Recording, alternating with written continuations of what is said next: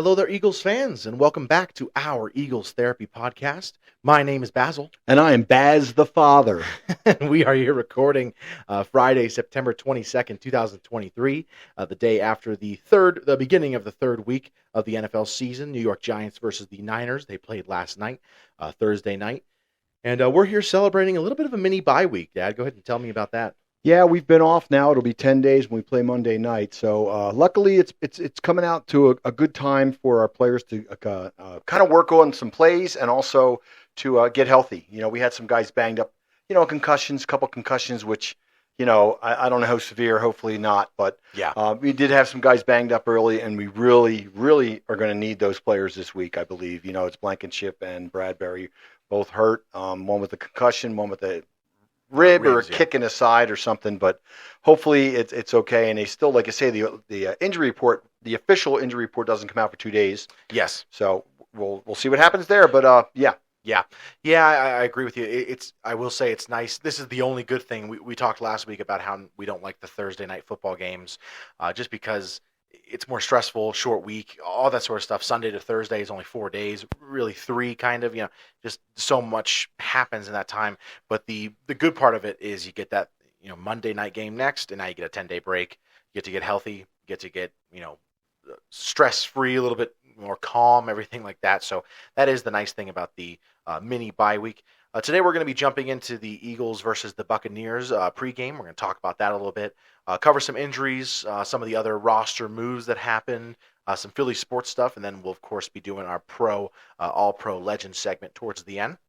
But before we go into that, as always, want to give our little plug and shout-out to the Philadelphia Eagles fan club of Colorado Springs. We love you guys. Happy to soon see you Monday night. Can't wait. Also give a shout out to Frankie's at Powers and Galley. Come on down to Frankie's and join us for the games. But we'll go ahead and jump right into it. We're going to be playing the Tampa Bay Buccaneers on Monday Night Football, 7:15 p.m. Eastern Time, 5:15 p.m. here in Colorado Springs.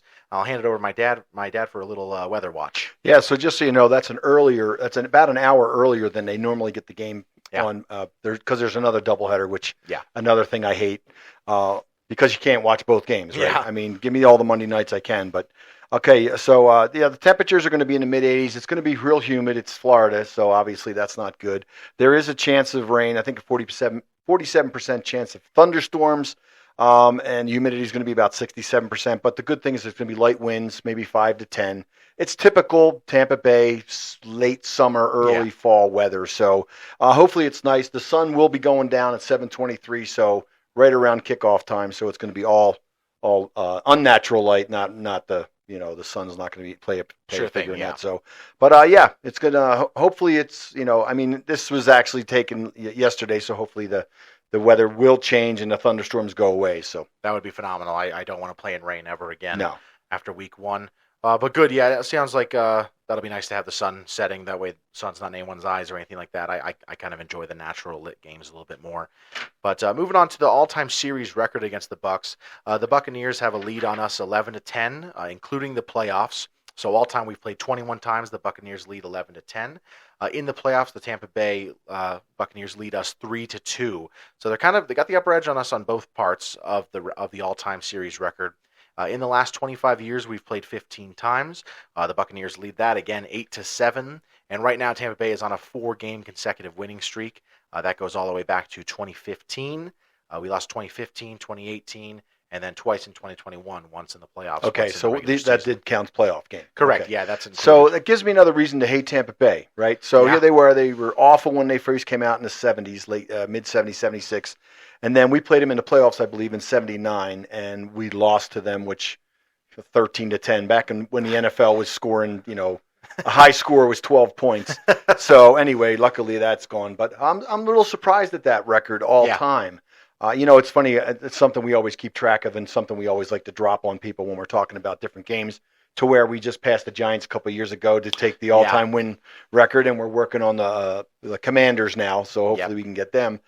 I believe the Cowboys have a pretty good lead on this, but it's not obscene. But anyway, but that gives me just another reason to hate the Buccaneers, which, I never did like them. I know when we played them a few years ago in the playoffs, I thought we had a better chance, but it was Hurts' first playoff game, and Yeah, that was rough. I mean, it was ugly. That's the two Jalen Reagor muffed punts. And that was Brady's Super Bowl year. Like no. That was the year after. Okay, Yeah. that's even worse then. Because they won in 20.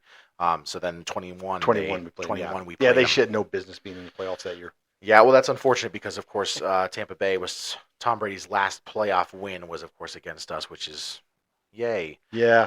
Moving on over to, we'll talk about the matchup of the game. Go ahead and give me your matchup, Dan.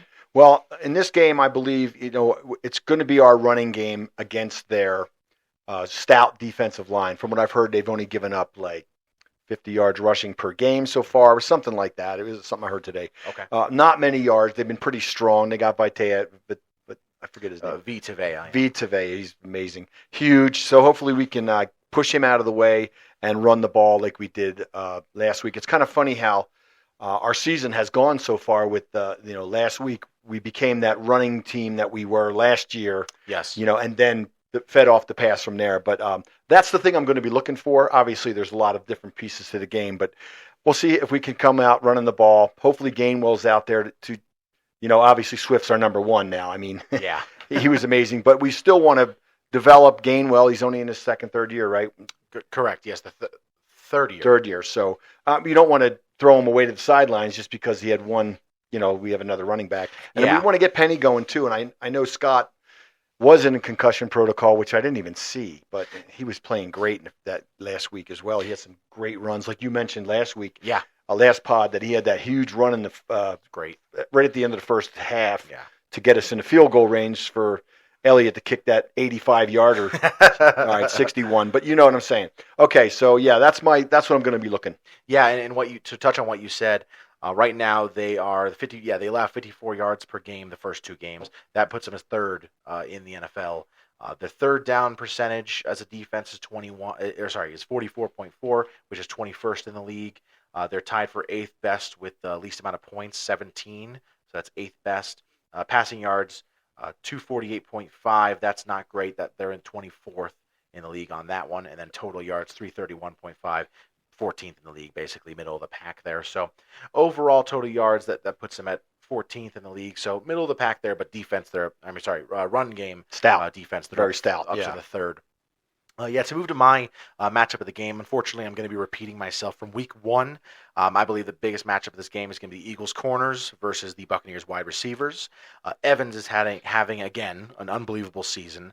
12 receptions in the first two games, 12 receptions, 237 yards. And I believe just one touchdown. But last week he had 6 receptions for 171 yards and a touchdown. Mike Evans has 2 touchdowns on the season, so he had one in week 1 as well. Godwin not having the best start, kind of similar to A.J. Brown, almost exactly. He's got 10 catches for 109 yards, not having the best beginning to the season, so maybe he's looking to do better. So I think that's going to be the big matchup, is going to be the Eagles cornerbacks, especially with Bradbury coming back from the concussion protocol and then Maddox being gone. Godwin takes a lot of snaps in the slot, so we'll see what they do there. Are they going to move Bradbury to the nickel, and then bring in Josh Jobe, or is Mario Goodrich going to be getting the majority of those snaps? It'll be interesting to see. But I think if these Eagles cornerbacks can lock down the wide receivers long enough for the defensive line to get to Mayfield, we've got ourselves a good chance. Yeah, I think the slot coverage of the slot, because I hear Evans might even go in the slot occasionally. So I mean, if we can lock down that, and really, it's going to push it a little farther. It's going to be pressuring Baker Mayfield, although last week he was pressured like crazy. So it's not necessarily the pressure, because the pressure's getting there, kind of like the Giants last night. But then they got, Purdy was just flinging the ball a second before he got hit. The big thing is to be clamping down on those receivers. Yeah. And Baker, he's good. He had some good years in Cleveland. He's playing out his nose right now. I've read that he's got like an 87% third down passing efficiency for them this year. Wow. And it might have been just last game, but I know his third down passing efficiency is 87%, which is pretty high, as you know. That's really good. So we got to cover tight. We got to cover tight. I said it the first week. I said it last week. We didn't do it. We need to either have the crossers coming in, but if we can't get to him, we need to get, make him throw some picks early. Tipped balls are going to be hopefully the key to the game. And we get a couple of those, and then he's not so quick to throw the ball. Kind of like last night with Purdy. He was throwing that ball, and I'm like, nobody's there. Like they had 3 or 4 interceptions opportunities, and they didn't take them. They dropped the ball, they whatever. Or guys open, you're like, why weren't you covering them tighter? So hopefully that's something they can do. Yeah. Well, right now Baker Mayfield's got a 69.1% completion percentage rating, which is really good. I know it's early in the season, so a lot can change. He's also only been sacked 1 time, Yes. So let's get that changed this week. Jalen Carter, Yeah, and Josh Sweat, every single one of them. Hopefully Reddick gets involved early in this game too. I know I'd love to see more from him. Again, last year, same thing. Didn't have any sacks in the first 2 games, and they changed it around just like this year. No sacks in the first 2 games. I got a quick question for you. Yeah. Who is your defensive MVP so far of this season? Defensive MVP this season. For me, it's Jalen Carter. Okay. I have to be the pressure rate has been insane. The fact that he's 3rd in the league right now in pressures, I believe. Last night's game may have changed things, right. But I believe he had 11 pressures, which I don't have the stats in front of me, but which is just leading a question off the cuff. Yeah, leading in defensive tackles or something like that. He's been playing phenomenal. I mean, as a rookie, we expected great things out of him, but man, I didn't expect this. So mine would be Davis. His compadre. His compadre, yeah. So, I mean, we've got Fletch, we've got Carter, we got Davis, and, I don't know when the last time we had 2 defensive tackles that were that prolific and that big doing what they're doing. And now we have 3. So, it's true. And then we got Milton, too. So, hopefully we can, but the two young guys, 22, 23-year-old, hopefully this season is a precursor of what we've got coming in the near future here. So. Absolutely. This is incredible.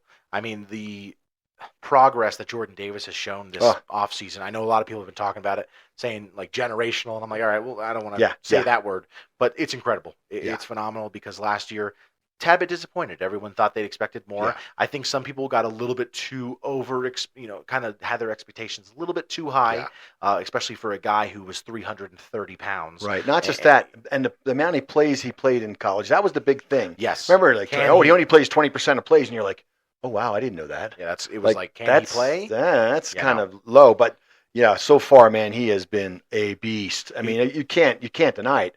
Yeah, he's out there making plays, and of course, Carter's incredible too. Yeah, but I mean, I just like to see the progress. I would like to see him, even if it's Davis for the next 3 or 4 weeks, be that guy so that the rest of them can settle in and get it going. But yes, yeah, I mean, 2.5 sacks total between those 2 right now, I believe so far.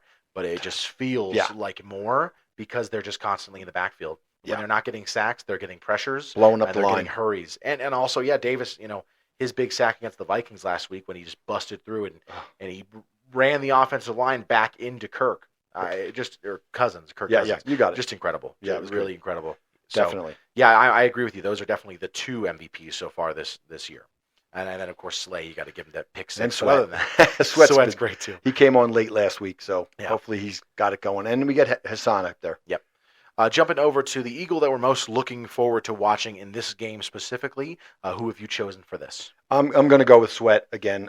I just believe he got it going last week, and I'm hoping he gets that feeling. And again, it's going to have to be quick because Baker's been getting rid of that the ball quickly. Yes. So hopefully we can get in there, big guys, hands up, tip some balls, maybe get a pick or 2. And I want to see that early. Like that's really what I want to see is for the big guys to get in there and just destroy their play. I don't even know if they have much of a running game going this year. I know Rashad White. I've seen. Rashad White had a pretty good game last week, but so far I can pull up his stats here. But I don't think it's been unbelievable.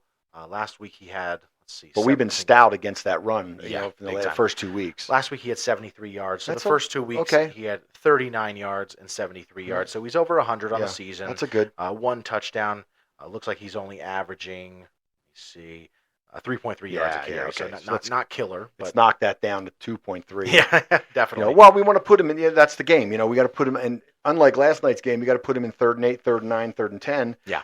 They had San Francisco win those last night, but they got away with them every time. I mean, it was ugly. It was bad. So for me, the Eagle I'm most looking forward to is going to be A.J. Brown.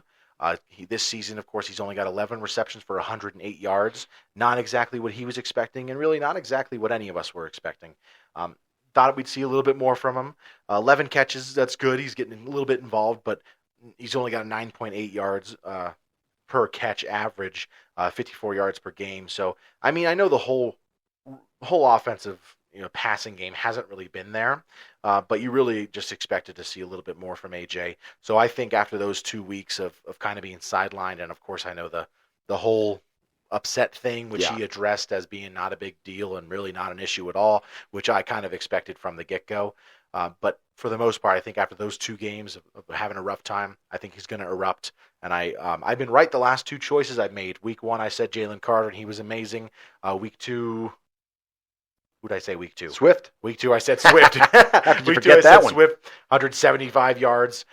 So, yeah, I'm hoping that this, I'll speak it into existence, and then maybe I'm just going to start talking about every single player on the team each week and lead our team to a Super Bowl. Sounds good. So, move on over. We're going to talk a little about the injuries. We did address them a little bit before, but this was yesterday's injury report. There was not one for today. Hopefully things change and everyone is completely healthy to play. We're going to skip past the obvious ones, of course. Avonte Maddox and Nakobe Dean still on IR for looks like out for the season for Avonte. Nakobe's still going to be missing that 4 weeks, of course. But for our did not participate yesterday in practice, we had Terrell Edmonds, who had a toe injury, Boston Scott out with a concussion still, and Quez Watkins with that hamstring. What do you have to say about those guys? Well, I'm kind of disappointed with the Quez thing. I know he had the hamstring in the preseason and off season. Yeah. But I was one of those that stuck with him. There was a lot of people trade him. I wanted to keep him. I think he brings value. But in the NFL, it's are you available? I mean, that's and if we can get 2, 3, 4 weeks without him playing, I mean, it's time to move to somebody else. That's what we got to do. So hopefully, it's something that he can work through and get himself back on the field and help us with that passing game that's been a little stagnant early here. Yeah. And to jump back, I know I said AJ is who I'm looking forward to, but I'm also looking to see Olamide Zaccheaus. I'd like to see him do something now. I know the last 2 weeks, of course, I said the passing game has been off, but I'd really like to see Zaccheaus get in there and maybe get a catch or two just for something, especially if Quez is going to be either limited or not playing at all. Boston hurts to see. Hopefully it's they had 10 days of break. Hopefully he's okay when he comes back to it, but just a little bit worrisome. Terrell Edmonds with the toe, I don't think that seems to be a big issue. They haven't made too much of a big deal out of it. But I said that last time, and then Reed Blankenship missed the game. So I guess I shouldn't say that. But we need those defensive backs out on the field. Absolutely. All of them. And then jumping to our limited participants from yesterday, Reed Blankenship with the ribs, Bradbury obviously with the concussion, Fletcher Cox ribs, Zach Cunningham ribs. Gosh, take care of these ribs, man. Jordan Davis ankle, Kenny Gainwell ribs, Devontae Smith hamstrings and thighs, Jack Stoll was an ankle, and Josh Sweat also a toe like Edmonds. Who do you got? What do you got to say? Well, about I know those guys? Davis had the ankle last season, so hopefully this is not something that's going to continue to nag him throughout his career.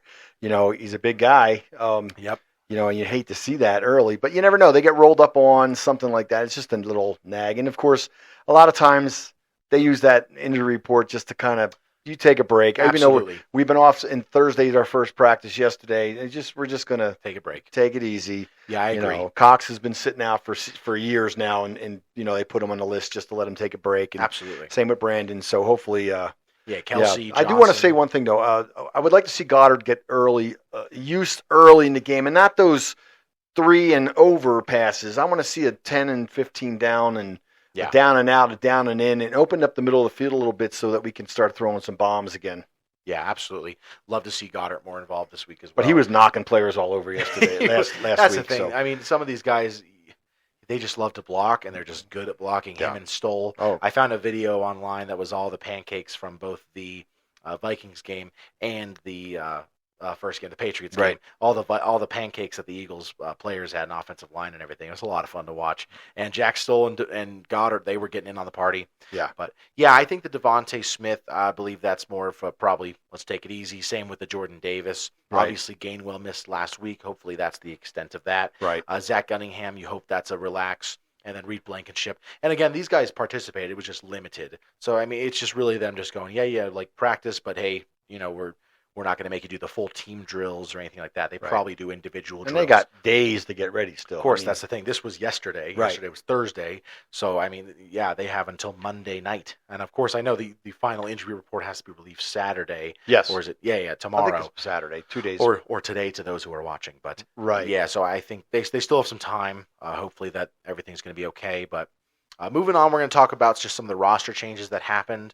Britton Covey has now been signed to the active roster. He is going to be taking Avonte Maddox's roster spot. That way, explaining that because that's why no one's been dropped down or released or anything like that. That's because he's just taken up a roster spot. And I'll tell you what, this is making me appreciate what the Eagles are doing with the practice squad more and more. This is a genius idea. The thing they did with Morrow, with Covey, with Siposs, where they put them on the practice squad, they released them because they're like, if we lose them, it's not the end of the world. But, bring them up on the team when people get hurt. Because obviously you're never going to get through a season with no one getting hurt. I know last year we had some really lucky stuff going on, but even then we still lost Goddard to some games. We lost C.J. Gardner-Johnson for some games, who also is out for the season. Prayers out to him. Yeah, bummer. We lost Avonte Maddox for some games last year, and Hurts, if I didn't say him already. Yeah. But we lost a lot of guys to in certain games for a couple games, 3, 4, 5, and 6 at some points. So it's a great idea to have guys who are important to the team on the practice squad, because then when someone gets hurt and Nakobe Dean's out for 4 weeks, Morrow, you've been playing middle linebacker for us since the middle of the summer, since before that even. So you know the defense. So it's not a big deal to go, get on, it's not like you're pulling someone off the street and right. Get in there. No, yes. no, he's been practicing with us, yeah. And they know what he's doing. Now, in the end, of course, that means to them, okay, yeah, we need Ellis more because maybe he's better on special teams. Nakobe Dean, Zach Cunningham, those were the guys above him. Right. But when we get him on the practice squad, if we lose someone, he's still just, he's able to run this defense. And that's why he did such a great job last week as the green dot against the Vikings. He was amazing. I thought it was great. Yeah, what do you have to say about some of that roster moves we got going on? I mean, it's good that they brought Covey. I mean, Covey they had to bring up because this is the last week. You only get 3 shots. Two, and then the third you got to sign. You get 3, and then you can get signed. Okay, so they had one more, but I think they were just kind of like, you know what, we're going to get him anyways. Yeah. Might as well get him up because Maddox is gone, and then we can bring up another guy. Yeah. I don't know who will probably bring up, maybe a corner to take over. But I think the practice squad practices have never been really used in this way that we're seeing this year with the way how he's doing it and the coach's input, where they're doing this shuffle, the practice squad shuffle, if you will. And I don't think it's been done that way before. Yeah. And it's just another way of keeping things in check and keeping players that you want to protect and not lose, because you can be signed off a practice squad at any time. So hopefully Covey gives us a good effort this week. And, again, if Quez doesn't play, maybe he'll get in there for a catch or two. I doubt it, but that would be fun. Yeah, I know what you mean. Yeah, it's just cool that it really extends the roster from 53 to 53 plus 16. 69? 69. Right, yeah. It really extends the roster to 69 players and allows you so much more flexibility to have everyone that you want on your team. Right. A lot of times you let a guy go and you're like, that's probably what they wanted to do with Kayvon Wallace. That's probably what they wanted to do with Josh Sills. Yeah. Of course, they got signed, and that's the risk. Yeah. But I think in the end it does pay off because you retain a guy on the practice squad like Nicholas Morrow or Joseph Ngata or Mekhi Garner, Devin Allen. You retain these guys. So if an injury does happen later on in the season, you go, oh man, that's not good. Well, good thing is we have Devin Allen, who's been on the practice squad with us for the last 2 years. Right. He knows the offense. Maybe he's not as good as Watkins or Zacchaeus, but he knows the offense. He knows how to be a gunner, and now he's on the roster. Right. And it's not like there's a guy on the street. We got to go sign Miles Jack. No, he's on the team, and he's been on the team. Yeah. So Morrow, he knows how to run the defense. It's just really, I think it's a genius way to do it because if you can keep the guy in the practice squad and then you need him, that's great. He's been practicing with this team. Anyone on the practice squad is better than a guy coming off the street. Better than you or me. Who's never played on the team. Another big move, we finally released Aaron Siposs. We signed Braden Mann to the to the practice squad. I know we did this on Monday, so we're a little bit behind on this. We forgot to talk about it, but you got some stats on Braden Mann? Yes. Well, he played for Texas A&M. He was a really good punter in college. I think he had a 49.8 average in college. He's 25 years old, from Houston, Texas, 5'11". He's going to be wearing number 10, Of course. so hopefully no one gets upset about that. But Well, Siposs had that too. So. Yeah, that's true. He won the Ray Guy Award in 2018 in college for the best punter in college. Oh, wow. He was a two-time SEC first-team All-SEC player in 2018 and 2019, was signed by the Jets, played for the Jets for 3 years. Let's see here. He even is 1 for 2 for passing the ball for 17 yards. So we do have a fake punt. Maybe he could do something there for us. Approximately 1/3 of his kicks in his NFL career have gone inside the 20. So That's pretty amazing. Last year, I'm not going to go into the other years, but in 2022 on the Jets, he had a 45.4 average. He was hit 20 inside the. He had 60 in his career inside the 20. I had written down where I think he had 20 inside the 20 last year. Yeah, it looks like he had 27. 27, I yes. have it pulled up here as well. Yeah, so here's 2016. 2022. So, yeah, and he had a long of 72. So, You know what? We don't need him to kick 90-yard punts. We need him to be a little more regular with his kicks, not, up and down like we had some bad ones out of Siposs. Yeah. It's a shame because he was, he worked for us, and you like to have a punter that you've got for years. Oh, absolutely. You don't want to be a team that jumps around on punters or kickers. No. You want a punter that you have for 10 years. But Siposs was 30, I believe. He started his career late in NFL. So hopefully this kid comes through and we got him for another 3 or 4 years. Yeah, that'd be great. Yeah, Siposs is 30 right years now. Old, so Man is 25. Yeah. So, hopefully he can build this for the next 10, 15 years. That's always the dream of it. That's always what you want from a punter or a special teamer or a kicker. You want a guy you want consistency on that special teams. That's the most important thing on your special teams is consistency. Yeah. Same holder for the same kicker, right? Same snapper for the same punter and holder. It's just consistency. Right. John Dorenbos we had for he was at one point the longest tenured Eagle. Yeah. And then he left. And now Rick Lovato has been with us since then. Yeah. So I mean, it's all about we want consistency. You don't want a turnover and we have a new long snapper for our new punter and our new kicker. That's just not what you want. So hopefully this works out. I mean, you never know, but hopefully, he was on a practice squad for a reason. He wasn't. But punters, they come and go. We've had them through the years that were good in one year and then not the next. But I think it was really just time to move on from Siposs. Unfortunately, we go back to last season, and there were some shankers, and hopefully this kid nails a couple early, and we're in good shape with him. Who's the best Eagles punter of all time? Gosh, I couldn't even remember their names. Cam, wasn't there Cam? Didn't he have Cam Johnston?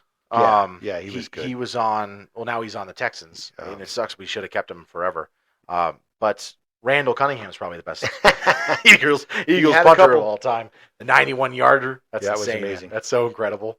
I wish he could have punted more. Like when we couldn't, when he got benched as a quarterback, they should have thrown him in as a punter. Well, I watched a clip on YouTube the other day. The Eagles punted on second down once. That's crazy. Yeah, you got to watch it. That's crazy. And they were saying that was insane. I forget what year it was. They punted on second down because Buddy Ryan said, the defense will stop them. It was like 2nd and 8. Yeah. We were at the 20. Can you imagine? That's so bad. That's hard. You'd be fired on the spot if you did that nowadays. That's hard. That's really hard. That's my. He nailed it. He knocked it down to the 10-yard line. Yeah. I don't want to sit here and talk about Buddy Ryan, but that just shows you for me. That's just. But in reality, I'd probably go Donnie Jones on the best Eagles punter Okay, I of all remember time. him. We're probably boring the listeners out of them. He was great. Oh wow, they're talking about punters. This is fun. It's an important part of the game when the guy gets blocked or shanks one. So yeah. You need them. Yeah. To speak on one more thing I want to say, I know you mentioned just kind of about you talking about Goddard, you threw it in at the end there. I do want to mention I would love to see Sidney Brown get some snaps in the slot or in the nickel this week against some slot receivers because he played it in college. Right. And I don't have the stats again, but from what I'd read before, he played really well in college and when he played in the slot. And I think why not? I mean, if you're going to have obviously Slay and Bradbury out there, why injure two positions by taking Bradbury to the slot and Josh Jobe outside? And Jobe's good. He played well last week. I know the one big play he got up. Other than that, he played really well. I just wonder if maybe they'll rotate Goodrich and Sidney Brown in and out just to give us some 3 safety looks with the safety in the nickel or to have Goodrich in. I'd love to see Sidney Brown have some versatility and some spots and snaps in there. And hopefully Goodrich gets it. He had a little bit of a rough game too. But we're all pulling for him to do well as well. Yeah, I mean, he really did. He just didn't look out of position as much as you expect from an undrafted free agent. I know he's in his second year, I believe. He's been with us. He was on our team last year as a undrafted free agent. But yeah, it'd be interesting to see. And he's another player that's one of those. What do I always say about every draft, Dad? In the 3rd and 4th round or the 5th and 6th round, who do you draft? You got to get him, yeah. You draft a guy from Alabama. Yep. You draft a guy from Clemson. That's right. You draft a guy from LSU. Ohio State. Right. Well, I never understand when I see a left tackle from Alabama going undrafted. Yeah. Like, what? Yeah. How did that happen? And that's like Eli Ricks, LSU, Alabama. He goes undrafted. What? Yeah. But he played for the. Yeah. He was on national TV every week. And looking like a steal. Of course, Yeah. we don't know yet what's Yeah. going to happen. But if Nick Saban, if Nick Saban sees something in them, then I think they're good. Right. Moving on, we're going to go ahead and talk about some other Philly sports. Do you have anything to say about the Eagles or? Not really. No, I think I got most of my stuff out. Cool. All right. Well, then we'll talk about the other Philly sports. Obvious one we always talk about is going to be the Phillies. They're playing tonight. They're losing to the Mets right now, 2-0. Phillies have improved to 84 and 69, looking pretty darn good lately on a 2-game win streak. The other night, my boy Alec Boehm had a home run, so that was great to see. They took 2 out of 3 from the Braves, which was impressive. That's if that comes down to being a series. Yeah. I mean, I'm not going to put money on it. Hopefully, I could see the Phillies having a chance. Yeah. I really could. Trey Turner, of course, always looking great as normal, or not as normal, but lately. And then Castellanos, who has just been incredible the last few games. I mean, he's got 4 home runs in the last 4 games, 10 RBIs in the last 5 games. He broke his RBIs career high. Nice. And also, it was like he's already doubled, or he's doubled and more his RBIs from last year. Wow. Like last year, he only had like 48 or something. Right. Now he's got 103. I don't have his exact numbers. I could probably pull it up here. Very good. Just the fact that he's completely turned around from last year. Last year, it was kind of a disappointment. Right. And this year, he's been phenomenal. Yeah, 103 RBIs. I think last year he had 48, which is just such a turnaround, which is great. The Union. They drew again, or they drawed again, whatever you want to say. Drawed it. They had another draw again on on Wednesday.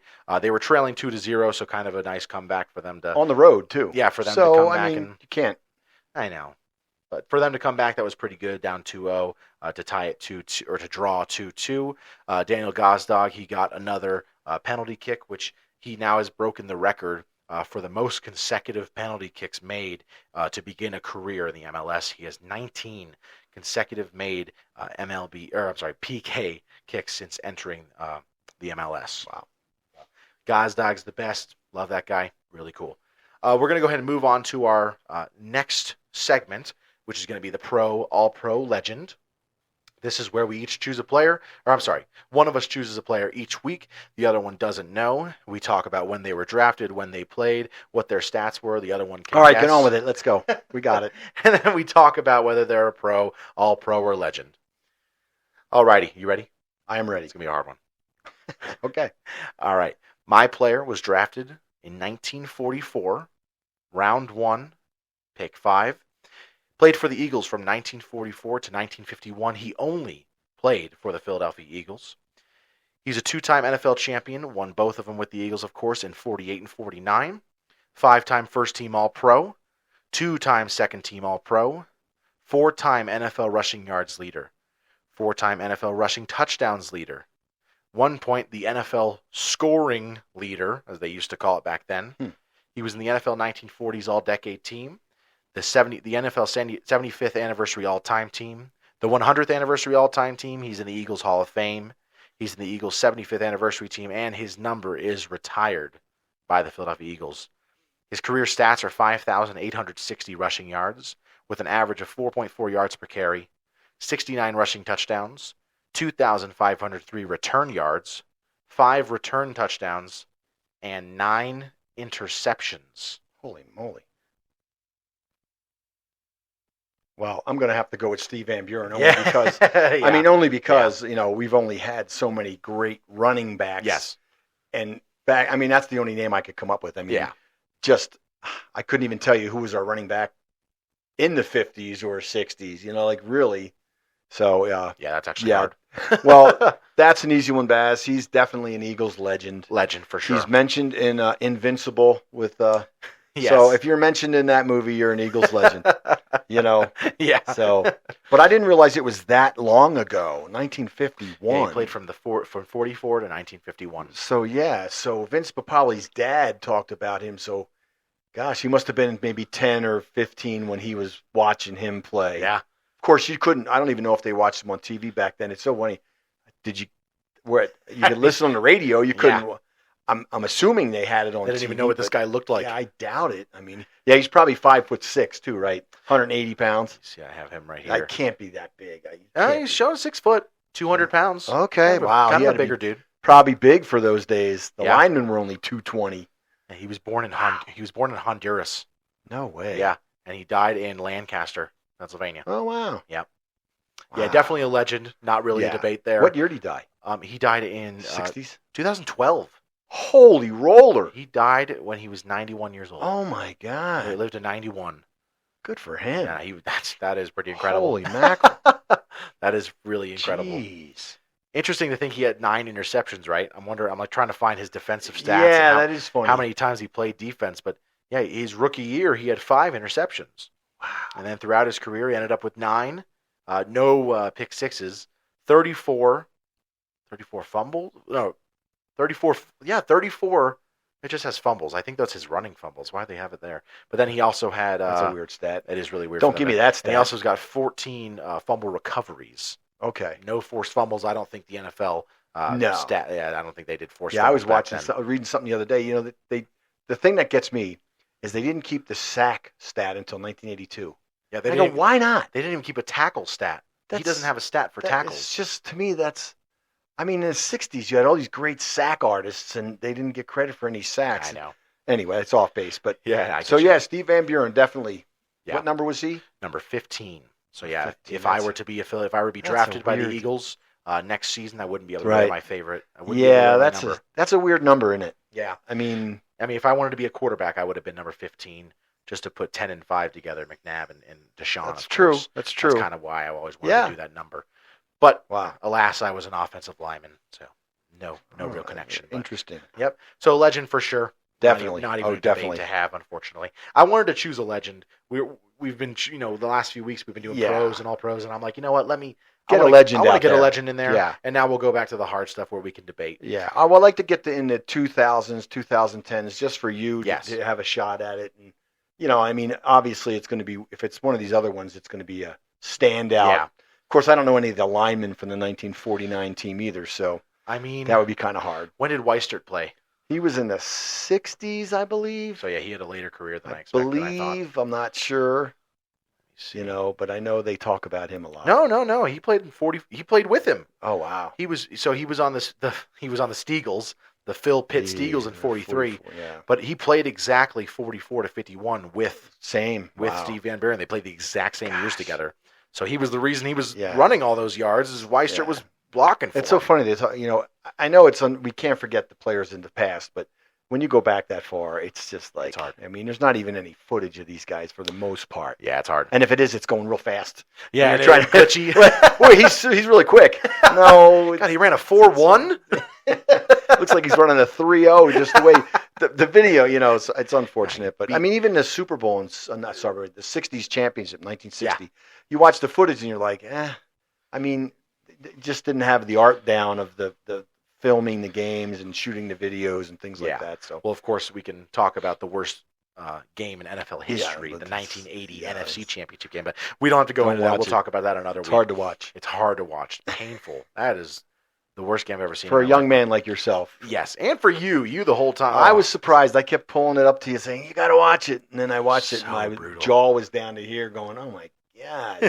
7 completions for the game? I think 9. Are you kidding me? Yeah. Goodness gracious. Crazy. Wow. But other than that, you got anything else to touch on today? Yeah, just a shout out to my mom. Hopefully she's getting better. She's at home right now. She was in the hospital last week, twice in the last couple of weeks. So, and I got in trouble because last week we were picking games because it wasn't a preview show, and I picked the Browns over the Steelers, and my mom she was more of a Pirates fan, but she's definitely a Pittsburgh native and, grew up and everything, went to high school there and moved to Philly when they got married. But Yeah, she was kind of mad at me. So my brother texted me and said, "You better fix that this week. You better give Mom a shout out. And you better not pick against the Steelers again." So I'm not gonna. And actually, that Browns Steelers game was pretty bad. I don't need to let any of you know, but I don't know what they're going to do with their quarterback because when a quarterback gets 2 face masks, it was awful. That's got to be the first time ever, probably.